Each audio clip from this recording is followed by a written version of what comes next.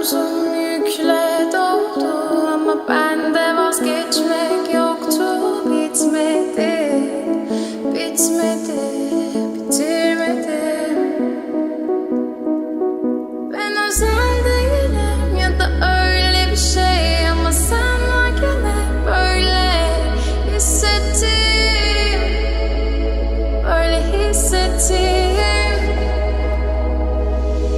Yanan her şey gülme olmalı, bunu sen de hatırlarsın da artık